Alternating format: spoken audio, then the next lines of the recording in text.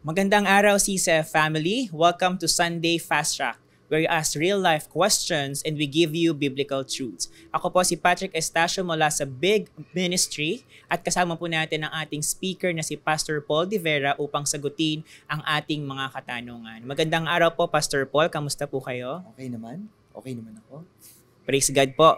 At maraming salamat po sa mensahe kanina. At handa na po ba kayo sa aming mga katanungan? Game na.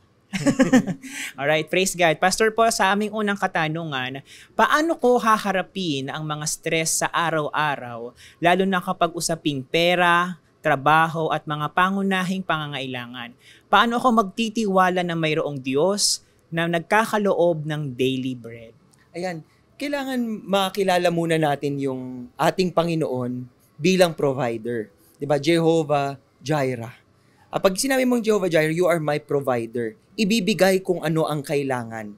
Kadugtong kasi yon ng isa pang kalidad ng Panginoon, that God is a God who sees. So nakikita niya kung ano ang kailangan mo at yun ang ibibigay niya. Ngayon yung iba sa atin, nagkakaroon tayo ng struggle dahil ang nasa isip natin, ibigay mo sa akin, Lord, kahit yung pang next week o next month, next year o 10 years from now. 'Di ba? Advance tayo mag-isip. So, ang tinuturo sa atin ng dasal na give us this day our daily bread is to approach the Lord daily and rely on Him daily. Aasahan mo siya sa kakailanganin mo sa araw na iyon. Huwag mo yung iisipin na kapag nagdasal kayo nito, wala na kayong gagawin because the Bible is also fair. Sabi, go to the ant, you sluggard. Tignan mo mga langgam, nagtatrabaho sila para sa kanilang pagkain. So, meron din tayong kailangan na gawin. Hindi lamang tayo naghihingi ng daily bread. Gumagawa rin tayo para ho tayo'y magkaroon ng ating pang-araw-araw na pangangailangan. Lahat yan, ipoprovide ni Lord kung tayo po ay in accordance to His will at ginagawa natin yung gusto niya para sa atin. Amen. Amen sa Diyos sa araw-araw.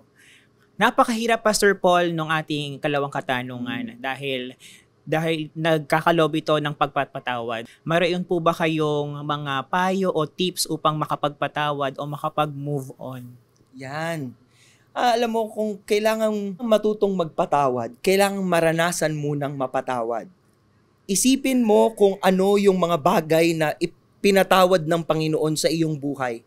Pinalampas ni Lord sa mga kalokohang ginawa natin sa ating buhay. At pag naiisip mo na yon at ngayon ay okay kayo ni Lord, doon ka mag-iisip ngayon paano ko ngayon pinagkakait itong pagpapatawad sa iba? Kung ako nga, napatawad ako ni Lord. So, it's always about perspective. When you fix your perspective in who Jesus is and what He has done for you, wala kang pagkakataong magkait ng pagpapatawad dahil ikaw rin ay recipient of that forgiveness. Ayun, maraming salamat, Pastor Paul. Para sa ating ikatlong katanungan, sa dami ng kawalan ng katiyakan sa mundo, sa trabaho, relationship, kalusugan at iba pa, paano ko mahahanap ang kapayapaan at katiyakan sa gitna ng mga what-ifs sa hinaharap? Huwag nating hanapin yung mga what-ifs. Tumingin tayo sa what-is. Dahil kapag tumingin tayo sa kung anong nasa atin sa ngayon, yung mga agam-agam sa ating buhay at yung mga iniisip natin na sana nangyari to o sana mangyari ito, isipin mo, ano ang pinahintulutan ng Panginoon na mangyari sa buhay mo ngayon? Ito ay mga bagay na kailangan mong ipagpasalamat at yung mga bagay na hindi pa nangyayari o yung mga what-ifs mo, ito ay mga bagay na isusuko mo at ipagkakatiwala dahil alam ni Lord what's best for you at ibibigay niya yan at the right time. At kung hindi man yan ang best para sa'yo, hindi niya ibibigay dahil may something better siya para sa iyo. Palagi ang tingin sa taas at umasa tayo that He knows what's best for us. Alright, maraming salamat, Pastor Paul. Para sa ating ikahuling katanungan, natutunan natin na ang Panginoon ay ang ating Diyos Ama. Ano ang kahalagahan ng katotohanan ito lalo na sa mga pang-araw-araw nating pamumuhay? Napakahalaga nito dahil ayon sa mga pag-aaral, marami ngayong mga pamilya ang fatherless. At maraming mga susunod na henerasyon ang lumaki ng hindi nagagabayan o nasusuportahan ng mga ama.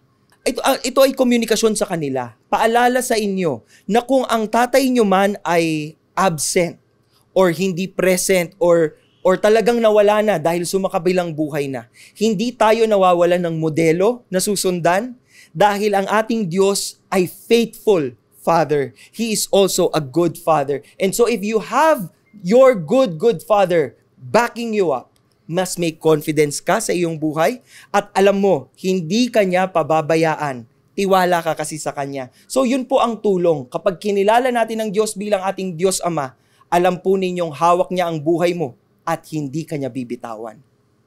Amen, Pastor Paul. Para sa mga fatherless, you may join a D group. Thank you for being a spiritual father. Happy Father's Day, Pastor Paul.